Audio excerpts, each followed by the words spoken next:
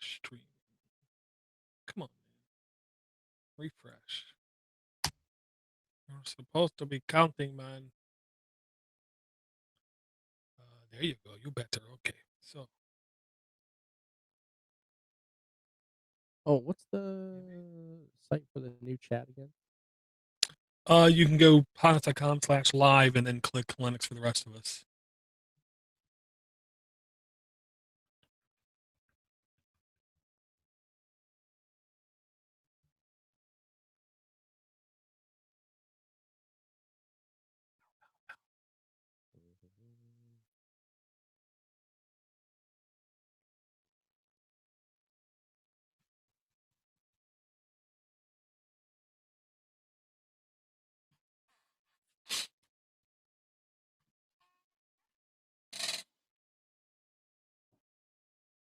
Cool.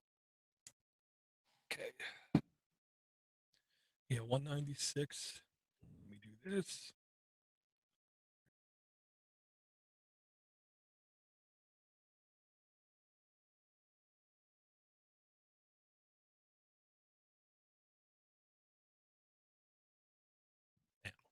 Something go boom. Yeah, whenever you're ready. Oh, I'm good now? Mhm. Okay.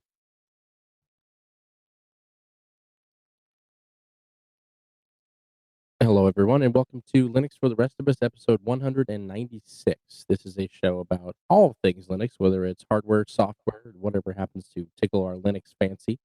I am Cody Cooper, aka Super Coop, and I am here once again, my good friend, the Linux maven, the DoorToDoorGeek, aka Stephen McLaughlin. How's it going, Door?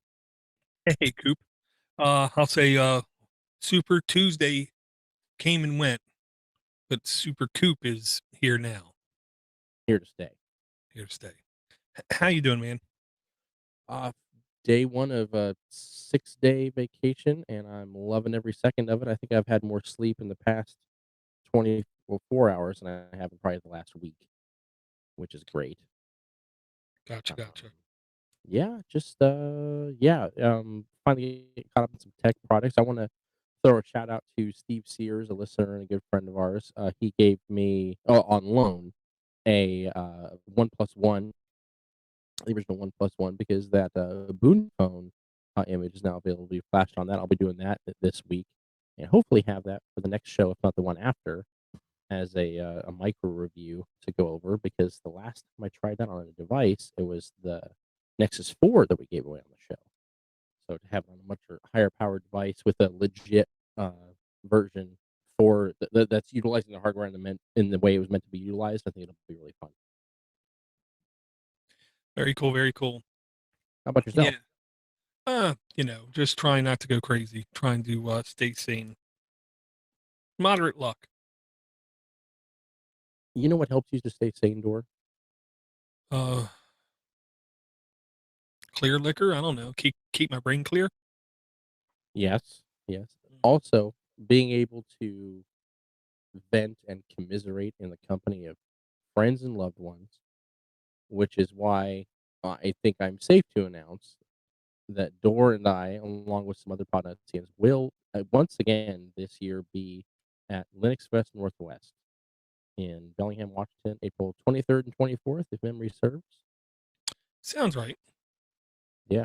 It's going to be a good time. If you guys are anywhere near the vicinity, please head out. And for those of you there last year, you know what kind of fun we had, what kind of shenanigans we got into, and just overall, what a fun gathering it is. They do a great job, put on a great weekend full of really, really good tech stuff, good talks, good people, good times, and we're happy to be coming back this year. So put that on your calendar. It'll probably be about a month away just from the time that we post this show tonight or tomorrow, and the clock's ticking. I can't wait.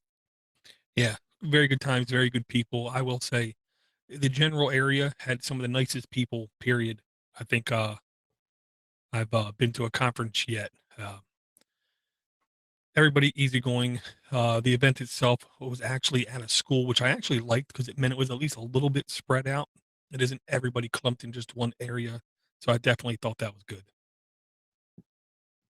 Yeah, having the multiple floors was interesting. And then, go ahead. Sorry. Yeah, it meant once in a while you had to walk, either up or down a flight of stairs. I just always waited for the elevator. Took I look took at stairs and I think, analog technology garbage. Alright. Yeah. Yeah. Very cool. Alright, well, hey, we got, since our last time we spoke, we've gathered some topics, some things to talk about. Let's just dive right into them now that we know that we're healthy and sane and looking forward to seeing each other in person again, Right, right. Well, first, as always, as always. and as far as I could tell, we are always going to have Think Penguin coupons open and available to anyone who wants to purchase from a company that has your interest in mind, that has your privacy in mind, that has your personal protection in mind. Um, you can go to thinkpenguin.com, peruse their stock, and if there's something that you like, ping me. I can send you a coupon code. And in combination, the very first link to the show, the FSF certified a new router available from think think Penguin. It's the TPR1100. It's a very small pocket router or a travel router that is running FSF approved quote unquote software. So it's very free, very open, open to hacking, and you can have yourself a lot of fun. And it is a wireless N router. I believe I have seen this exact same form factor before. It's powered by micro USB, um, single WAN in, single LAN out, USB reset button, and then it has a 0 1 switch. I believe the 0 1 switch lets it change from access point to wireless a a adapter, and right now you can get it for as low as as a $40 from a think Penguin. See, it's little things like this that I just adore because you look at this tiny little box, like, what could possibly be in there? What does that little machine do? And if you start thinking about the restrictions that are gonna be put on router manufacturers and, locking out software in the next, 3 months, unfortunately, well, just over 2 months, stuff like this is gonna be essential for those who really do, want to install, custom firmware and keep their data truly secure, and the fact that they can't go between, AP and a regular router is very cool. And yeah, that price point, I mean, it's a no-brainer. Right, right. There's actually now a couple links. No, at least 2 or 3 links I wanted to bunch up into one topic here. Give me 1 second, Cody. We've seen some more definite, I don't know, changes. I'm gonna quote, I'm gonna quote a British clip I saw the other day, which is, and I'm gonna replace the word Microsoft and Linux in the, saying. And the saying basically was something like, "Well, of course, Microsoft is going to get behind Linux. How else is it supposed to be able to stab it in its back?" Uh, the more time that goes on, the more I believe that is becoming a very applicable term. Um, okay, here's the first one. Microsoft has created a Switch OS on Debian. R- repeat.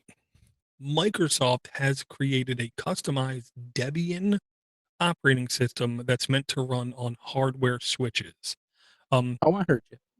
I do believe we heard about this actually a couple months ago, but the rumor mill was Microsoft was not going to let it out.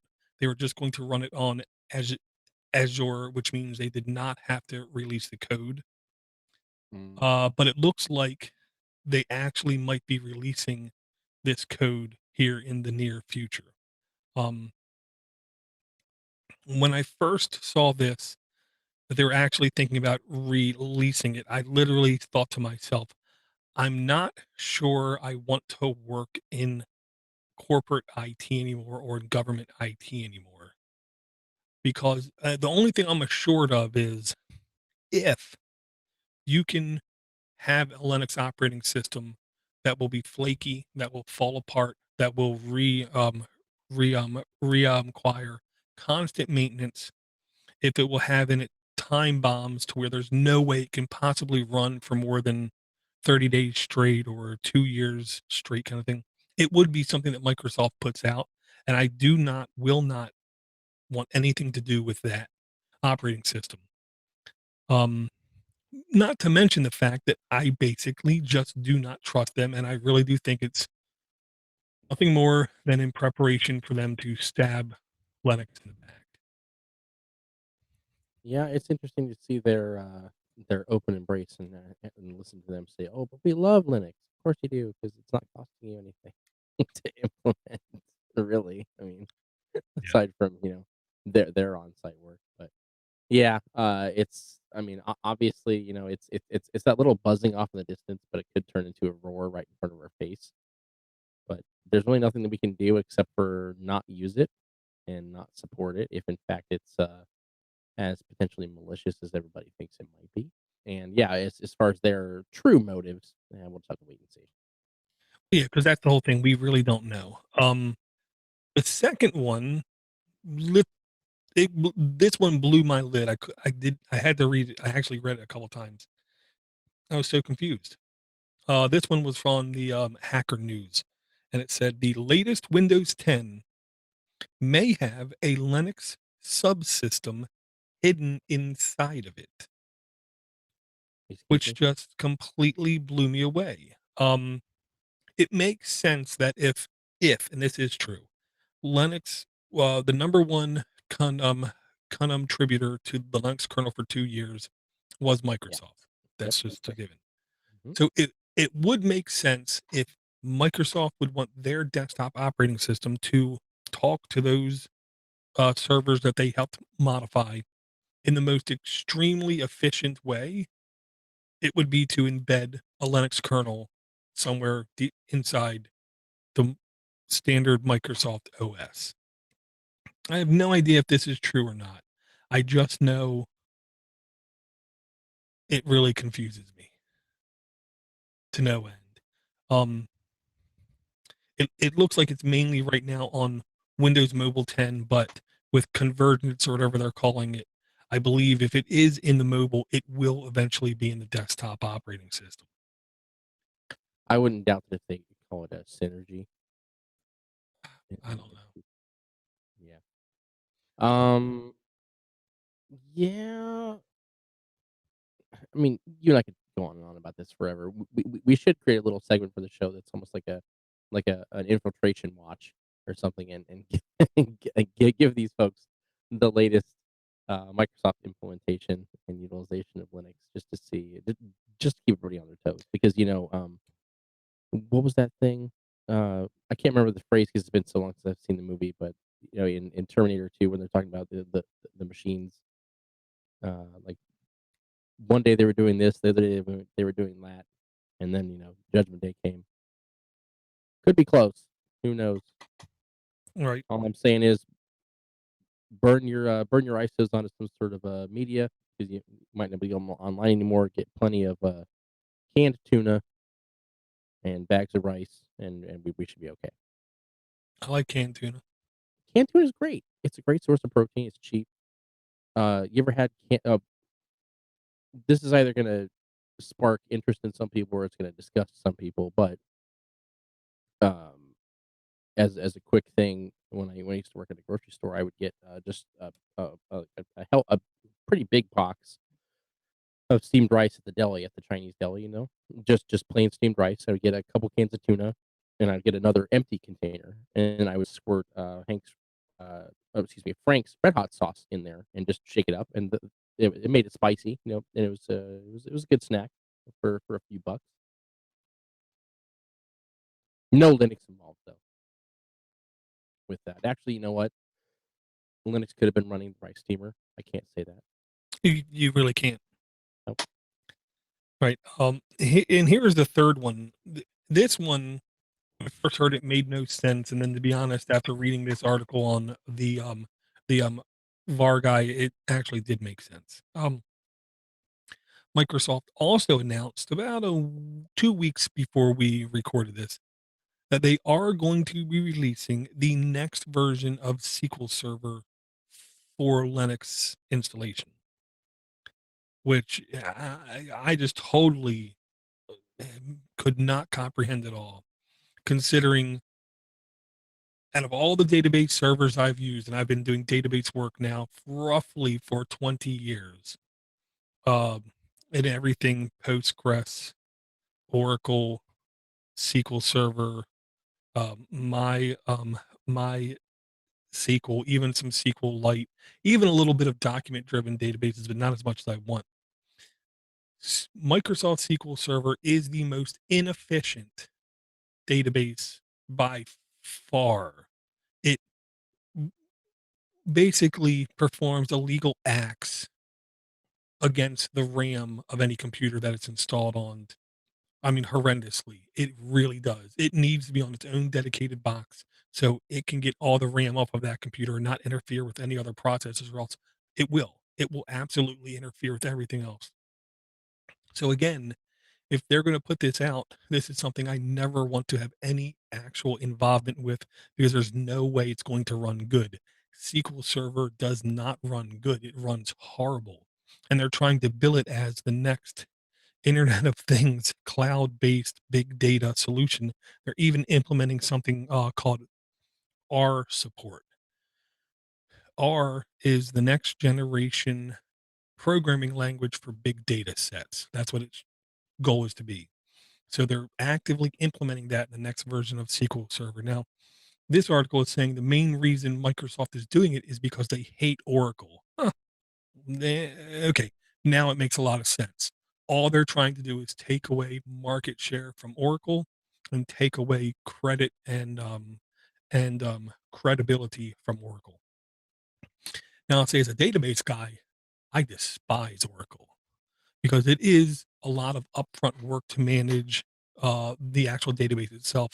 But when it comes to performance wise, it's basically second to none. My experience with Oracle is it can take a beating from all kinds of users with all kinds of heavy requests, and it just works with very little issues. Just my experience. But Microsoft trying to basically absorb the Linux rub is like the wrestling term I'm going to use. They're trying to get the rub from Linux, the love from Linux, and at the same time trying to take out some Oracle numbers. This is a without really, I'm really not trying to be over dramatic about this. This is nearly becoming a terrifying time for me working in a IT shop where we do software development, we do software distribution, we do software deployments, we do hardware setups, we manage hundreds of servers, hundreds and hundreds of servers, thousands of users, wide area networks. And the stuff that Microsoft is doing is not, I think, good in general. So this is really going to be a bad couple years coming up, in my opinion. It's going to be very hard to do a lot of good stuff. Yeah, I have to default to you on this because I have no experience with it whatsoever, but it does definitely sound, I mean, much like we were talking about earlier, the landscape's shifting, they're implementing, these new items within their organization. It's gonna fundamentally change the industry, just like, man, I just had it in my head. I was trying to think of, no, it's gone. There's an open source solution that came out, not to say that they're gonna provide this for free or anything, but it was an open source solution to some paid service that came out that just kind of effectively killed the other service. Yeah, anyhow, yeah, we'll definitely have to keep our eye on it. Yeah, and there was an article I didn't get a chance to read that said something to the effect of Microsoft has done two really evil things in the last couple weeks, but no one seems to pay any mind to that because of all the love that they're showing to Microsoft. I did not get a chance to read that article, partially because I didn't want to get upset, any more upset. But yeah, their bottom line is I firmly believe, of course, they're getting behind Microsoft. I mean, of course, Microsoft is getting behind Linux. It's easier for them to stab Linux in the back. Mhm. Okay, I don't want to talk about Microsoft anymore. This is actually something really good. This next one's on The Verge, and it's titled "Animation Studio Software Used by Studio Ghibli, Ghibli. Ghibli, Ghibli." Yep. Yeah. Going open source, which probably doesn't mean a lot to a lot of people, but I will say, if you remember the show Futurama,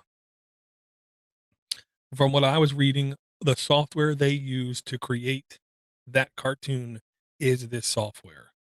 So this really is world class, professional grade 2D animation studio going open source. Now, of course, saying going open source and going open source are typically two completely different things. I hope this is the kind of thing that takes less than a full year, and that's being nice. I hope it takes less than a full year for this thing to actually be available for download under proper GPL licenses. Mhm. This will be a big, big gate down. I love for the lack of friction we're seeing now, where anybody with a computer can create all types of contents, all different types of level of content, whether it be just something for your kid to laugh, or something for your job to make you look good, or if it's something for an actual, to fulfill a contract with a sub company or something. This is just another example of software eventually becoming free that is really truly world class. And this was something I really did like to hear. Yeah, I've always kind of had well, back, when I was, like, going to school for multimedia production and design, I was thinking about making a web series at the time. Flash was really big, and as far as animation, affordable, animation software to where at that point, this is, like, over 10 years ago, that was really the only thing that I, had at my disposal, and to think that this is now going open source and the level of projects that this software has helped to create, and the fact that it's gonna be open source and available to anybody is a really big deal. Because especially when we talk about Linux, we've spoken about this before, there's always those hurdles with people thinking about being a Linux user 10, 15 years ago. You can't game on it, printer support's bad, uh, the multimedia creation isn't that great. Well, you talk about, audio editing and creation software, music software, fantastic now. Obviously, plenty of video editors of varying degrees, some great, some worthy of taking out and burning in a trash fire. Yeah, But but you talk about, uh, 2D animation software. To be honest, if there is a great solution out there already, I don't know about it, honestly, because I haven't researched it, but to see this be announced right. and the level of work it's put out, hopefully that, this is the next step to help create that next generation of fantastic animators, because at a certain point I was just thinking about this today. I was reading an article about gaming piracy, and for those of you sick about me talking about gaming, whatever, I'm bringing this back around. Trust me. But I was reading an article on Kotaku today about a, a man about my age finally who landed a good job, and he's going back and they found his old computer and found all the games that he had pirated when he was a teenager. And then he went and he donated the retail price of that money to each developer to sort of pay back. And I was thinking about what was the last game I pirated, and I couldn't think of a whole game I pirated, but I remember way back in the day downloading software to crack a demo disc of Quake 2. Now, this is probably 20 years ago, if not damn close. So that was the closest I came to that. But then I started thinking about, well, what about any of the software that I had pirated, during the heyday of, Napster and Scour before that, and obviously, Usenet and all that, torrents, and it was quite a bit. And a lot of it I was thinking about was uh, the multimedia software that I used when I was in school. But now with these open source alternatives that's 100% free, creating, these, files in the same file format that you would use in a school or a studio, this is that one of the last barriers to be knocked down to where someone doesn't have to necessarily resort to piracy in order to create, which is, something to be looked at as another step forward to providing the next generation with the tools to create the next art. Yeah, the one the one distribution I know that did 2D animation was called K-Toonz, K-Toonz, Okay. and it looks like that's basically been forgotten about, and they stopped production on it. But that was the last one I know, and it wasn't perfect. It wasn't great, but it was something. Mhm. Uh, Something is always better than nothing. But hopefully, projects like that will start back up because I do believe this is the kind of thing that can literally shoot some energy right into the whole realm of open source animation and hopefully help it pick back up. Most definitely. Okay, now this next one, we spent a couple minutes talking about Microsoft. Now I'm going to talk just a little bit about Apple. Vey. Okay. This one was from Rutgers. Mac ransomware caught before a large number of computers infected. Okay. Mhm. Ransomware, for the longtime Linux user that might not know, ransomware is software that literally installs itself on your computer, and then it typically encrypts a set of files or a subset of files, typically in your quote unquote home folder or in your documents folder. And it also can search your entire hard drive for useful document types, documents, spreadsheets, pictures, things like that, and can even connect itself to network drives, Mhm. mapped drives, and encrypt all of that. And then when it's done, it tells you, hello, your files are now gone unless you give us Bitcoin. And it's anywhere from 300 to like $6,000 worth of Bitcoin. Yeah. Okay, now there was a actual instance where actual Mac software loaded on a BitTorrent server had ransomware that actually worked injected inside of it. Okay, and it was transmission, which Right. confuses me, but okay, because as a Linux guy, that's what comes installed whenever I install a GNOME-based desktop is transmission. But Right. apparently there's a Mac version of transmission, and they put the ransomware inside here. Now, Yes. as a Linux weenie, I'm extremely vexed over this announcement. Part of me just cackles hysterically at all those Mac people that says for all those years, we don't get infected. We don't get infected. We don't get infected. We do security right. We don't get infected. We do security right. Blah blah blah blah blah blah blah blah blah blah blah blah blah blah blah. But a large part of me worries horribly because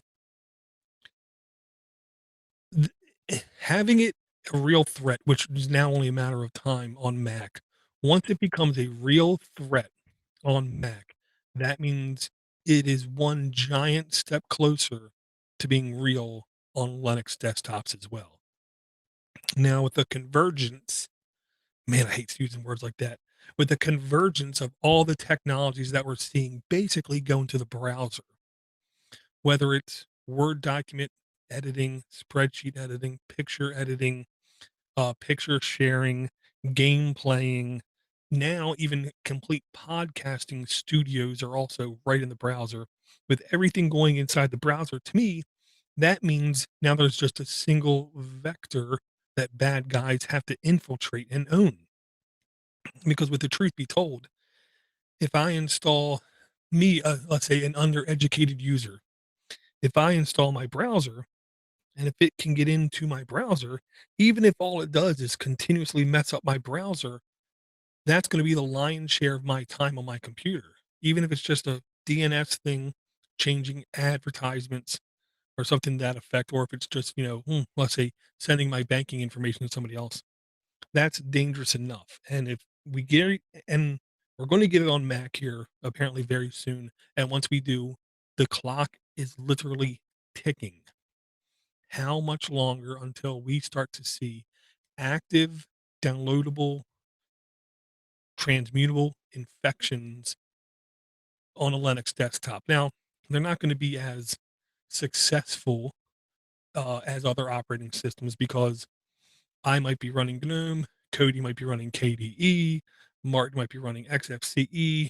Hell, Martin might be running free BSD as the kernel.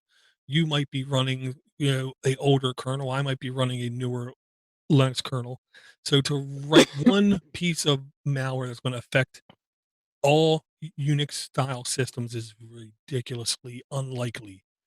But if Ubuntu keeps being the prominent one, what if they just focus it towards that one distribution? They could definitely see some success. This kind of news really does make me a little bit uncomfortable um, for the long term health of operating systems. Well, and forgive me if this is also in the uh, further down on the list of topics to talk about today, but yeah, it's definitely a cause for concern. I mean, look at what happened with the injection into the ISO of a Linux Mint, Yeah. you Well, know, recently. okay. You have to always go with probability. And probability tells me one guy in Ireland with a very small appearing team underneath him cannot provide long-term continuous security, period. Period. To me, that was another nail in the coffin of why I will never suggest Linux Mint ever again for anybody to use in any capacity whatsoever. The reason to use Ubuntu is you have a legitimate company with legitimate long-term company goals who cannot afford for the same type of thing to happen to them. I don't want to install something that people are basically in love with to the point to where they will make excuses for them to have severe security lapses and to have extremely bad things happen to them. Because now, if you talk to any Linux Mint user, they'll say, "Oh, well, that's all fixed now. Well, that's all fixed now. Well, that's all fixed now." No, no, you're avoiding the actual cause of the initial problem. The initial problem is you have a very small team, very, very small team trying to act like a major world distributor of software, and they're not. So I'm, uh, I basically never want to utter those two words again on any show because anytime I mention them, I think I'm giving them more credibility, and I'm done. I'm done with them. Wow, it almost felt like I peeled off a scab there. Something like that. Okay, I say we leave this episode a little bit shorter than longer, Cody, certainly. just so we can get it done out of the way. Because to be honest, I got to buy my tickets to go to Northwest Linux Fest, Ah, and yes, preparation indeed. yeah, there's a couple other things that I just got to take care of this evening. Sure. Okay, so you wanna call that the last topic then? Sure, sure. Okay, cool. Well, listen, guys, we've made some alterations. Well, I shouldn't say we, I should say me, because Dora is available pretty much any time of the week to record, aside from when he's recording other shows. I've made some adjustments to my schedule to get these shows out more frequently, um, mainly because I really like talking not only with Dora, but I like talking with you guys online. I like being on the show. I like being informed more. And every time I'm on G Plus and I'm reading these stories, I'm kind of archiving them in my head. I just think I wish I could get on there and talk about more of these. So we're not going anywhere. I don't want to say that we're back because I don't feel like we really left anywhere. This place we just had a little hiccup, some schedule stuff, but that's all resolved. So rest assured, we're going full steam ahead into the night. And if you want to talk about full steam in the night, you really should come to Express Northwest if you can, because there will be some stuff happening in the nighttime. But Door, as always, thank you very much for being on the show again, for having me on the show. This show is a big part of me being interested in tech, and I really do like it. Thank you, sir. Yeah. All right. And where can we find you online, as always? I'm done also doing what every other podcast does, which is spend 5 minutes pitching stuff. Google me. And if you want to support us, podnutz.com/Amazon is the easiest way. Yep. That's all you got to do. And if you want to hit me up, you can find me at Twitter and just search for @Cody Cooper or on G Plus. That's usually the best way to get a hold of me. Email, as always, as with everybody, we kind of get lost in it sometimes, and it's too much. But yeah, hit me up on social media. I'll definitely hit you back as soon as I can. Well, hey, everybody, thank you very much for downloading the show and for listening and for all the great correspondence. And please do not forget that Linux is not just for the rest of us, it is for all of us. Good night.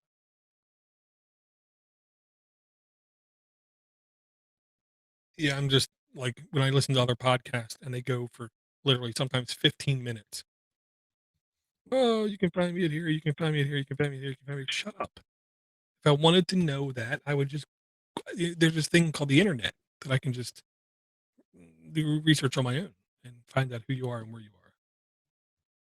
Yeah. Once in a while, I don't mind it, but man, I was listening to Lost Weekly and they literally went for, I want to say it was 8.5 minutes. Oh, you can find me here. You can find me here. You can find me here. You can find me here. You can find me here. You can find me here. You can find me here. You can find me here. You can find me here. You can find me here. You can find me here. Shut up. Because realistically, who the hell is listening to all that?